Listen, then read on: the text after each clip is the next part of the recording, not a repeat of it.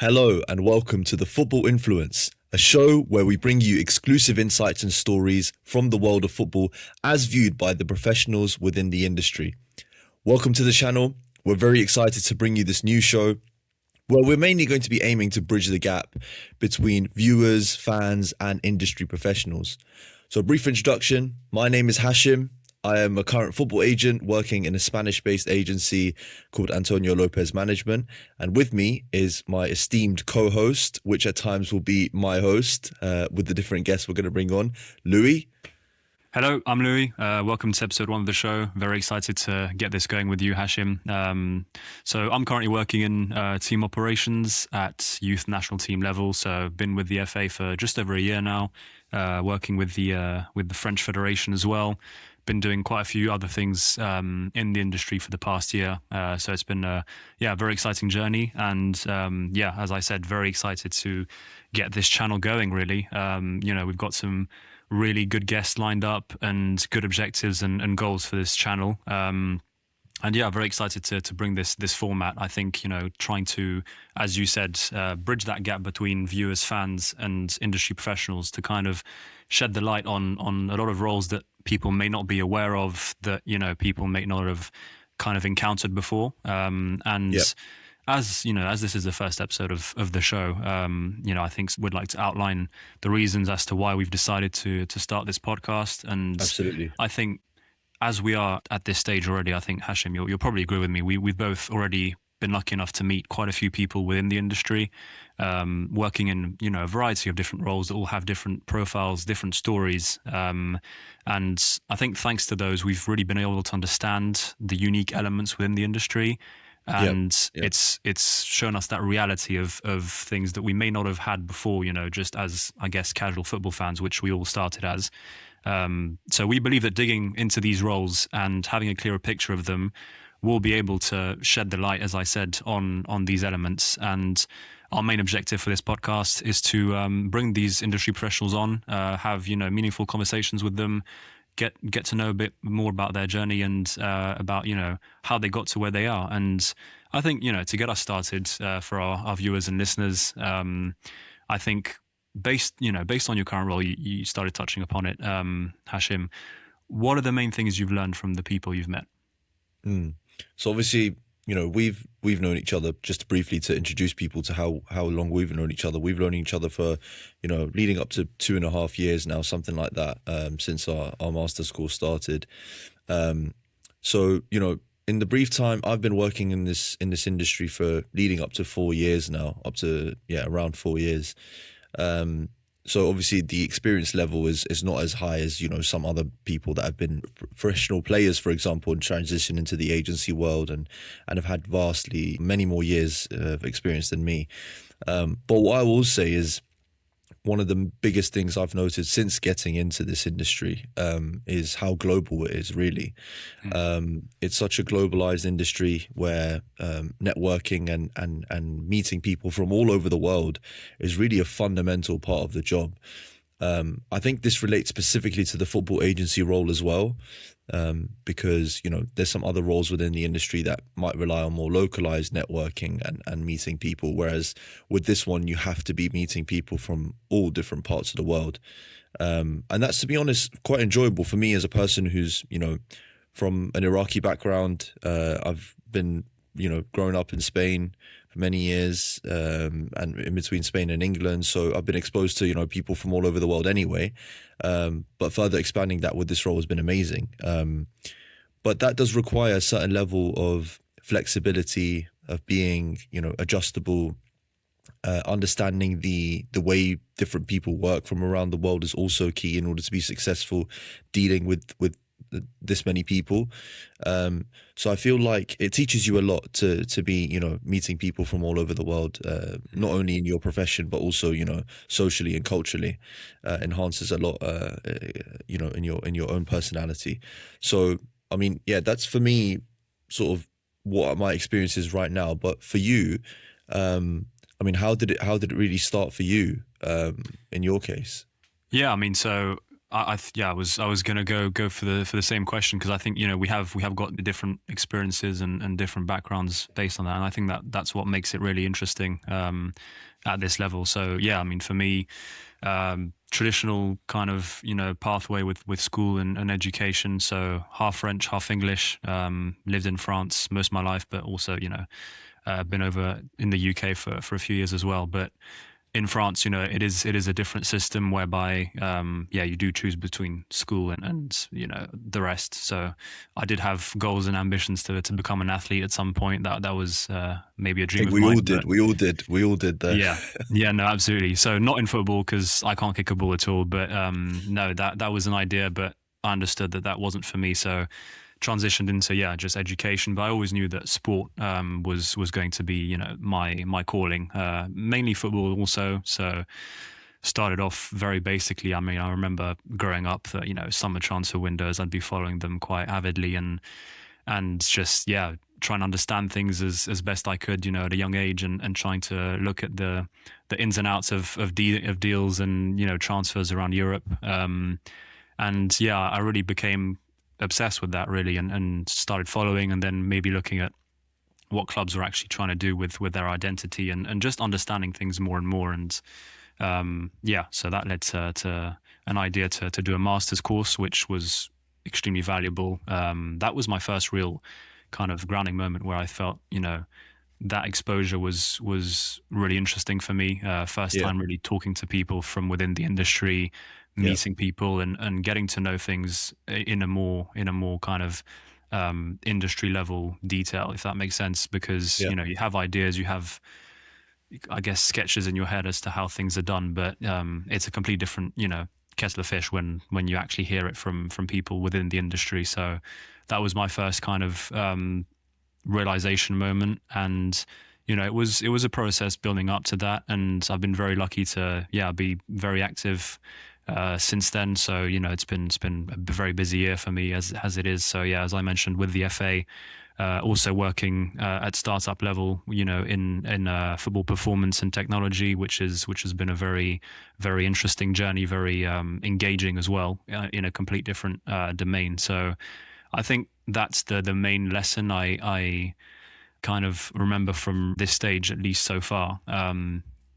Combining different sections, different objectives within the industry, and getting to learn about, the differences that exist, because you could work at a performance level, you could work in a more business level, commercial level, and the requirements are completely different. And I think that you'll understand that as well, coming from your experience. And I suppose, the question goes right back to you. I mean, how did that agency actually start for you?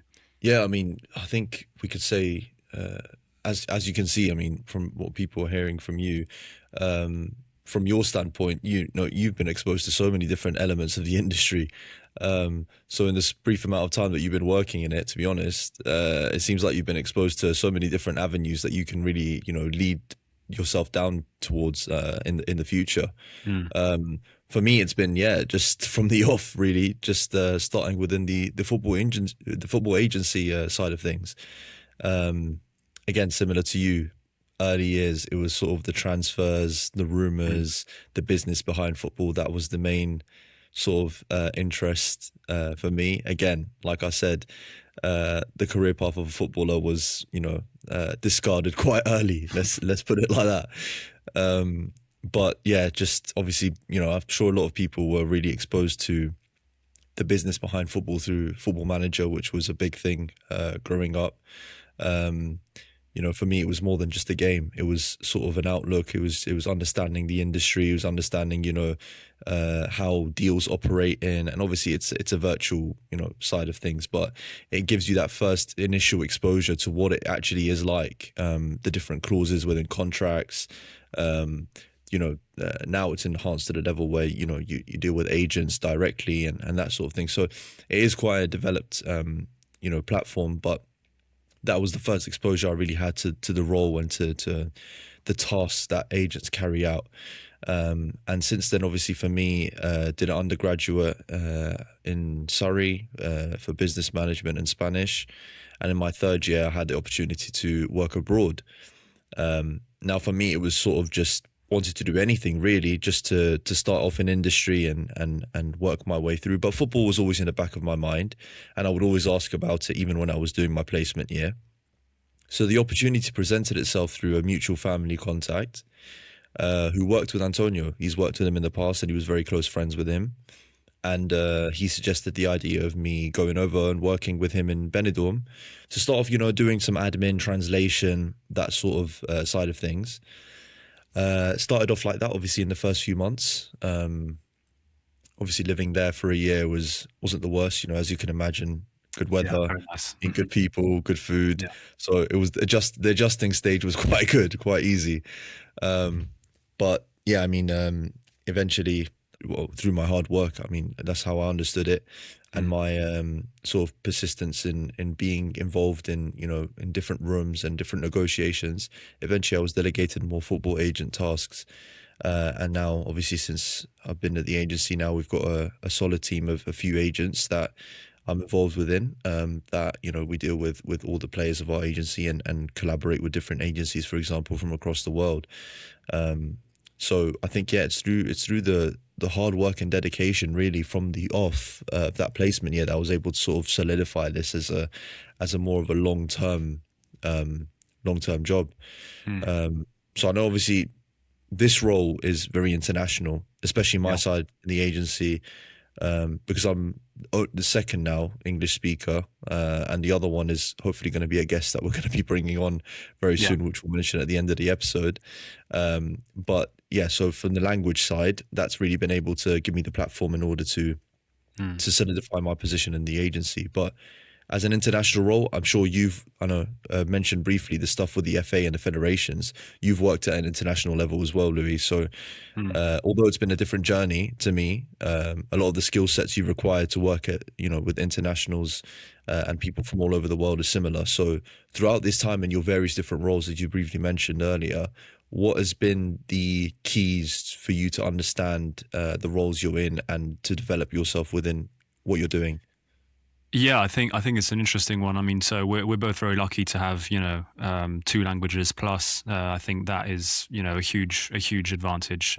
So obviously I grew up with two languages, and you did too, to be honest. Living in two different countries, and that sets the tone, obviously. And people do mention that languages it's such a valuable tool in football. It just gives you so much more flexibility to talk with people and meet people through different avenues. I will say that it does link back to the main idea, and something that we've been told quite a lot, and that we've also seen through our experiences and through our time involved in football. People skills, soft skills. And it may sound basic, but it's so important. It's the key for me to how you're going to approach things, how you're going to, elevate in whichever section of the industry you want to be in. The people skills is the overarching just main idea that really makes the whole difference for me. And I've really seen it. And obviously, we met through our master's course, as we mentioned. And even from that, we managed to understand, a variety of different elements. Well, in this sense, we obviously connected and aligned in a similar way. And all due respect to other people, some just don't have the same outlook and approach things differently. One thing that I will say, for my personal journey has definitely been that the soft skills, the people skills, the communication skills, and it makes such a big difference in my opinion. Yeah, absolutely. I agree. And I think, as you said, those skills, you can develop them, but there needs to be some sort of foundation that you have within your own personality in order to be able to develop them further. You don't learn these things in school. That's the thing. And people do want to, I guess, have that understanding of, okay, what can I do to improve? What can I do to get better? And of course, it's great to have that outlook, and it's the best way to see things. But you don't learn how to be outgoing in school. You don't learn how to be outgoing in universities. That's something, as you say, that's within. And so it's something that you have to develop if it doesn't come naturally. And it's like, look, like, you probably agree with this because you've probably shared a similar experience, but usually we're the youngest people in the room. Yeah. So I think the only way, and this is one point I probably have really, it's been solidified in my mind that this is the only way to, improve this social side of the job, is to just put yourself in situations that you're uncomfortable in. You're never comfortable being the youngest guy in a room. It's there's a certain level of discomfort to it, because you're always going to be surrounded by people vastly more experienced than you, who have been working in the industry many more years. That probably their knowledge in the field that you're doing right now is more. So you're constantly feeling that slight sense of inferiority to these people. But this is, I think, the key step in order to be able to be comfortable in these environments is, once you're in that room, you shouldn't be feeling out of place, because there's a reason why you've been selected to be in that room. Whoever's brought you in has seen something in you that you deserve to be in here. You can contribute something to this room. Yeah. So you have to unlock that. Really, that's the key step. It's really trying to understand within yourself, why am I deserving to be in these rooms, and let me go ahead and go for it. Let me voice my opinion. Let me contribute something that meaningful towards this, that somebody else has seen in me that maybe I haven't seen yet. People will value that effort you're putting in. People will look at it and say, okay, well, he took the risk and put himself in that awkward position. Because let's face it, most people within the industry have all been through that before. They've all had those moments where they've had to put themselves forward. They've all had to maybe speak in a room where everyone was more senior, everyone had different ideas, or just were at a different stage. And so when you expose yourself, because it is a bit of an exposure, let's face it, Of course. people will respect that. And based on that, I think it comes down to personality types, really. And you kind of have to force yourself to be extroverted in moments where you feel maybe where, it would be better to wind your neck in. But if you do it in a respectful way, when you actually just want to contribute and want to communicate with people, they'll respect that. And if it's, for a greater good, or for an idea that's connected with other people, it'll be seen as the good effort. And I think that, that's also something that we're trying to project with this show. The fact that we understand that duality, especially with the cultural elements that we've been through and that we've experienced already. And I mean, France, England, Spain, 3 completely different countries. I mean, I, for one, know that, the way things work in France are completely different. And I've learned also firsthand with just either communication or by working with these different people that, the cultural element is the first kind of layer, which is super important to understand. But that then it's, by bringing on these different people to the show, we're going to also understand their perspectives, when it comes to different types of roles that we're also going to be interacting with, because not every role has got the same requirements. Yeah. No, and I mean, look, briefly touching on what you're saying and how, different people from all over the world, culturally are different. Me, for example, in my brief experience, I can give you an example, working in the UAE, and going out there and meeting, a president or a sheikh, even in some cases. The level of respect and interaction you have with someone like that over there, it's a different type of respect and a different type of interaction that you have, for example, with the sport director from, let's say, England. There's a certain level of, minimal interaction that you can have in a room like that compared to where you would have somewhere else. Some places you may feel like you have more leverage for negotiation. Some places you may feel like you have less. So again, it's understanding not only the culture, but also understanding the level of room you're in. That's also another stage, because you're dealing with sometimes higher up professionals that require you maybe to be a bit more minimal in your interjections and your opinions being voiced. And in some cases, you might feel more leverage or more space to be able to do it. So about that, again, that's for me, in my brief time, the experience that I've learned in being in different rooms. Some rooms don't require the extroversion that is required in other rooms. Even in my role, never mind, as we briefly mentioned earlier, football is so globalized and there's so many different industries within football that not every role also requires you to be extroverted. Some of them require you just purely to put your head down, work hard, be dedicated to your craft, and be knowledgeable. And that will get you to where you need to be in your industry. Medical, for example, you're not required to be consistently in negotiating environments. You're purely there based on your own skill sets and based on your own knowledge to be able to be good at your craft.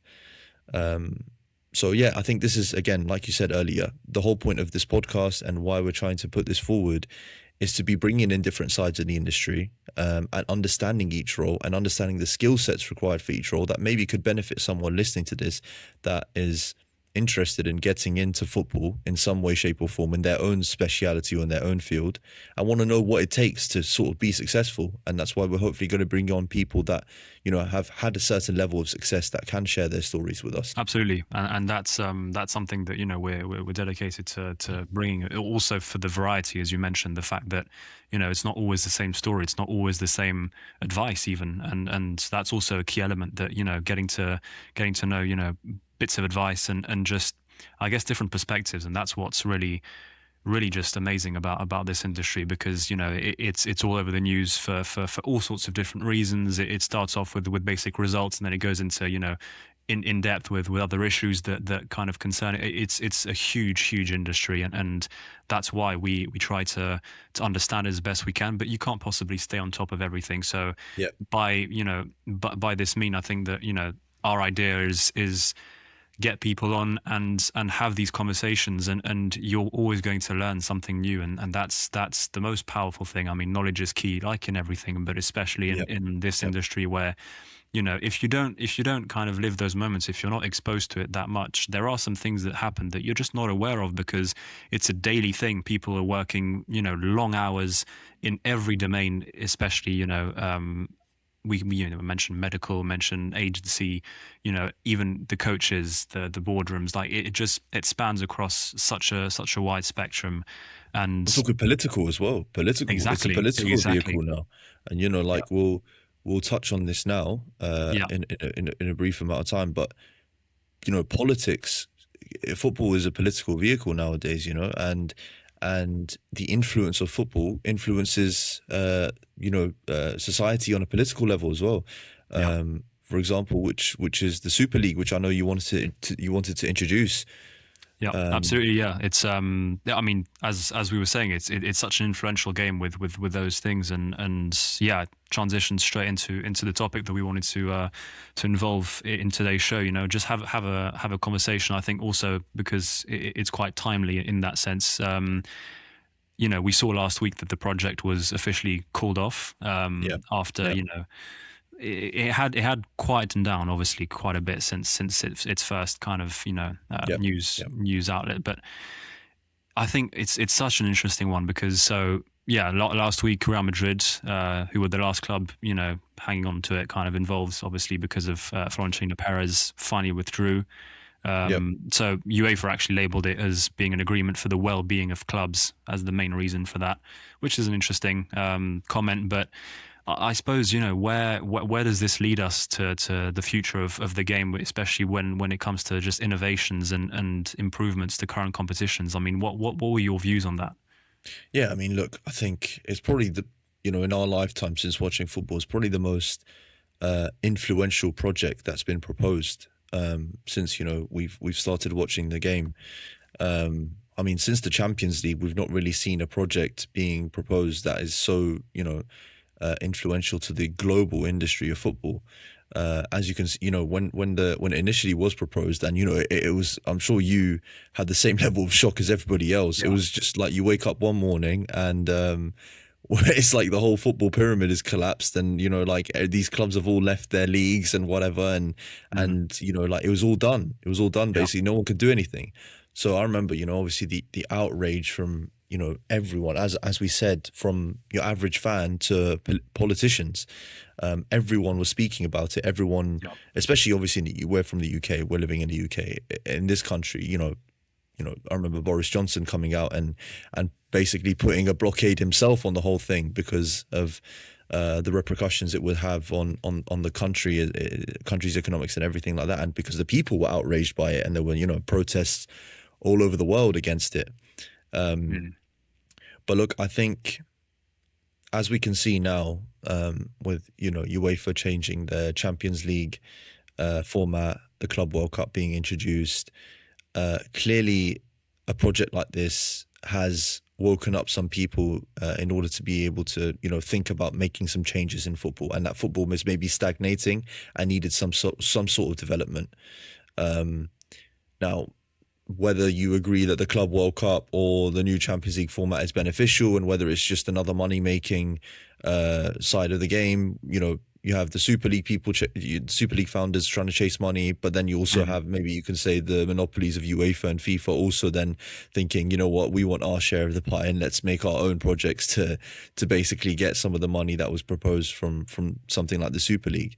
But, when it initially was planned, the prospect of, JP Morgan being involved in, I don't know, it was like a $4 billion project at the start, 300 million guaranteed for every founding member of the Super League. Obviously a closed system. That was the main big outrage that people had towards it at the start.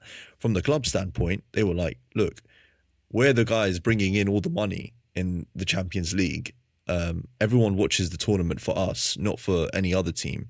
So why don't we just, create a closed model where we're all playing each other. The product is good because it's the best teams playing against the best teams, and we keep the money between ourselves. Why are we going to share it out to others? So from their standpoint, you understand obviously that system that's being proposed, it's beneficial to them 100%. But obviously because stakeholders, fans are huge, and the opinions of them matters to a lot of people. Now, I know obviously you're from France, and there was only one French team involved, which was PSG, and PSG already have enough backlash from everyone for the project and everything that was going on there. But yeah, I mean, like, look, if it was to go ahead, it was to replace the Champions League. It would be a direct competitor to UEFA, and that's something that they would never allow to happen at the time. Especially when it's club driven. I mean, so the interesting thing that I read was that Florentino Perez actually came up with the idea in 2009, so 10 years before COVID, which is an interesting landmark as well, because obviously the Super League, this was released in 2021, so just towards the end of the COVID era, really, because from 2019 to 2021, that was just all over, and as we know, I mean that's probably that is a once in a lifetime crisis that impacted all businesses, all realms of business in general.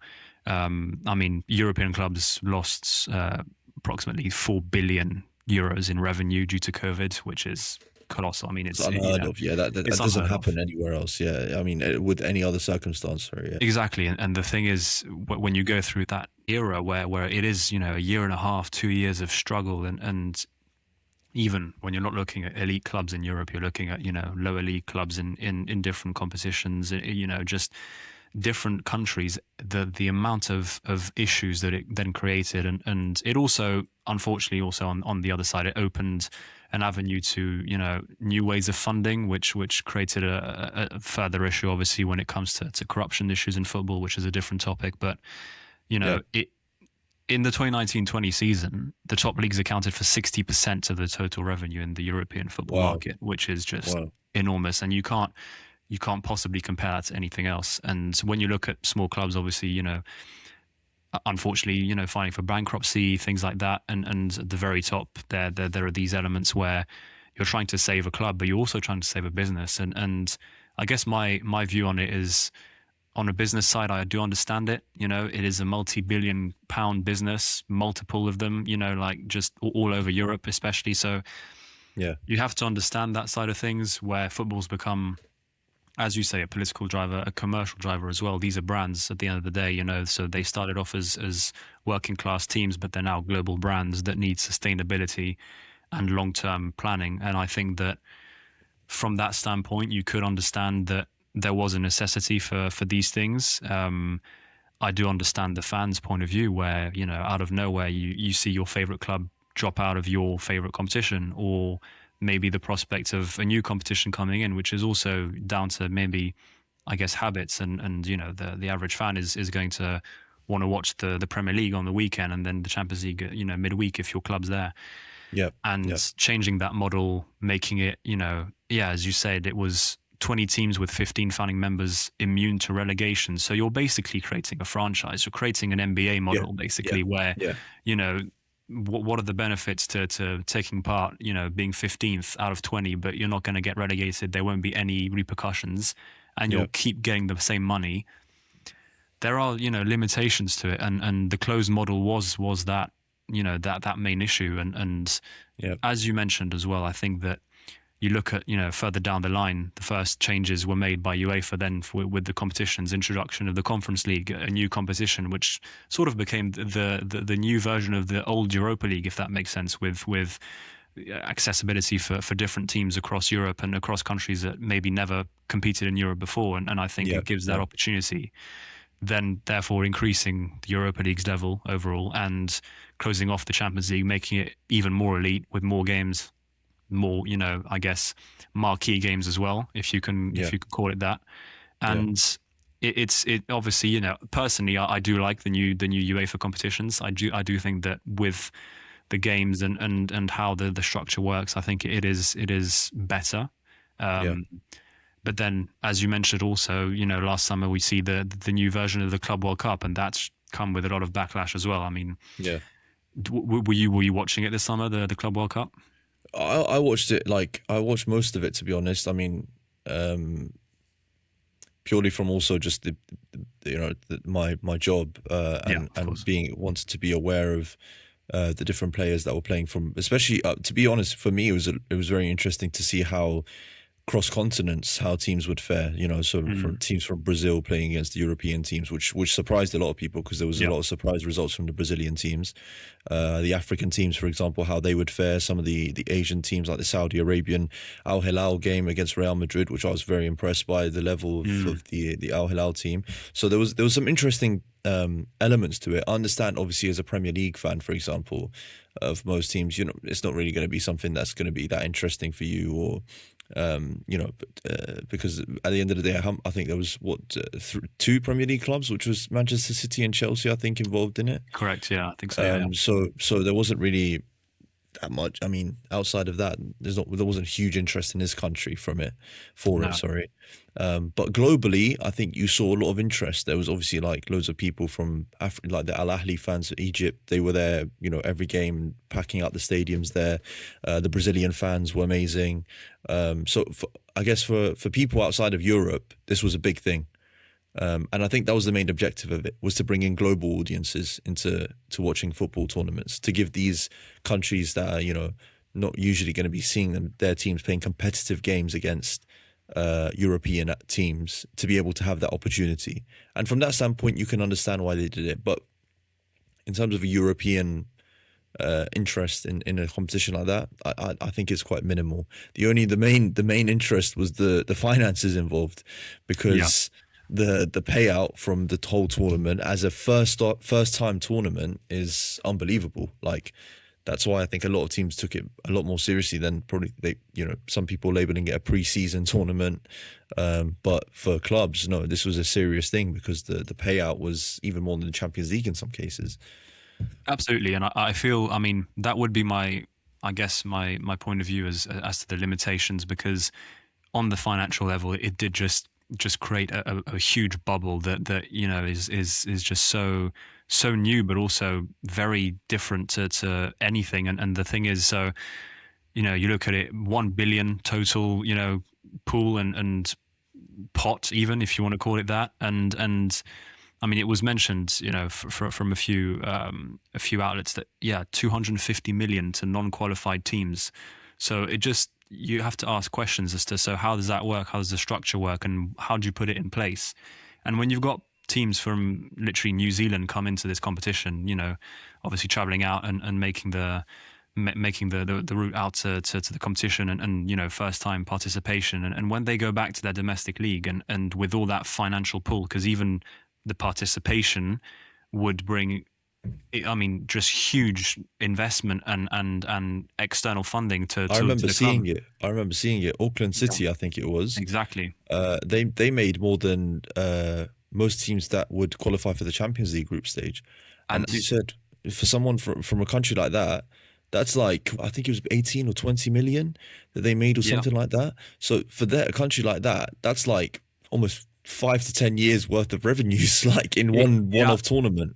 it outdid the whole revenue section of their local league and the domestic league and based on that, so you'll offer one time tournament that is going to happen every 4 years, and obviously that's the model that's been put in place. But when you look at that, surely if that's the team that's always going to qualify or always going to participate, surely it just breaks the whole rhythm of the domestic league over there. And so obviously you look at it from a European standpoint, there are lots of advantages, debatable as to, so Chelsea won it, so they're going to have a logo on their shirt for 4 seasons. What does that mean? Don't really know. So there are quite a few limitations to that. But then when you look at all the other clubs involved, even Brazilian clubs, and obviously the big story that was around that was the fact that, the stakeholders and shareholders involved were actually, owners of football clubs. And so they kind of had that double role where they were involved in the Club World Cup, but also involved in their club.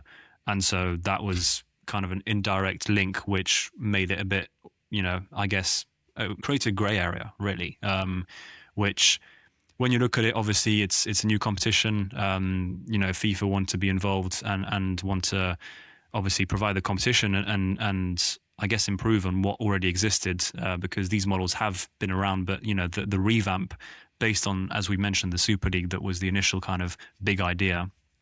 The domino effect's been huge, and you do have to question some of it because of how integral it is to the development of football clubs and competitions, and I mean then it gets into a topic that we'll probably be talking about in future episodes when it comes to the load on players, the amount of games played, the repercussions on a physical level, and then obviously sometimes contracts need to be negotiated in a different way, where especially here with Club World Cup, you have a month from mid-June to mid-July, and there was talk initially to change the dates of the transfer window, for example, or to extend certain contracts and certain just details that have been around for years and decades. And for one competition, you're going to revamp all of that, and it just big changes. Yeah, I mean, huge changes with huge implications.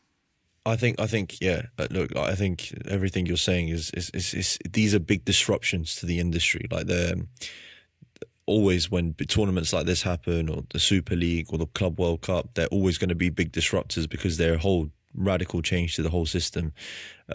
This case, it was the Super League, Club World Cup introduced. Maybe one day we see a World Super League. We're going to see some sort of, different projects are going to be proposed in the future. And like you said, hopefully it will be interesting to bring on people within this space that can maybe discuss potential projects that maybe they're aware of, that maybe the general public we're not really aware of, or just potential things that are being discussed within the industry that maybe could, be the next European Super League that we're not really that aware of. So it'd be really interesting to bring on people with that level of expertise. I think this discussion is obviously something we'll revisit at some stage, as I said, with potential guests in the future. But I think, the main objective of this episode was really just to really set the tone for what our channel is, what we're aiming to bring in. Hopefully you enjoyed that sort of small discussion. But hopefully you'll be with a bit more expertise next time for someone who's more knowledgeable in the field. But yeah, the idea of our podcast will be a bi-weekly show. So our next guest, which will be our first guest, will be Fran Merida. He's currently my colleague at the football agency. He's a former Arsenal professional player, Atletico Madrid, played for various other teams at the top level. So it'll be really interesting to see his outlook on playing as a professional player and transitioning into the football agency world. Also share his experiences from what he's learned from, the different experiences playing in England and Brazil, even in Spain. So it'll be really good to break that down with him, hopefully in the next coming weeks. But yeah, I think so. We've got some really good episodes lined up from, as we said, people from all different parts of the football industry, that I'm sure if you guys do subscribe, hopefully you can benefit from and really enjoy. But if there's anything else you want to add, Louis? Yeah, no, as you say, I think it sets the tone quite well as to, what our objectives are. And I mean, as you say, these discussions, I mean, we could go on for hours really. And so I think it's that's the power of it, being able to in these different perspectives. And obviously we have our knowledge at our level, but it'll be a very exciting journey to learn all these things from the guests we're going to bring on in the future. And very excited for episode 2 with Fran. That's going to be a great one. So yeah, hopefully you guys stay tuned. On Apple Podcast, on YouTube. So yeah, it's going to be a very exciting journey. And it's been a pleasure having this conversation with you, Hashem. Very excited, and yeah, it's a great thing to start this show. Always is, mate. Hopefully, guys, we'll add in the description. We'll add our TikTok and Instagram for you guys to have a follow of those. Check us out on Apple Podcasts or Spotify if you can't, listen to us or see our faces if you're listening in the car. Hopefully, we'll bringing, as I said, the two episodes every month. Just follow us on our socials. Hopefully, we'll catch you in episode 2 with Fran.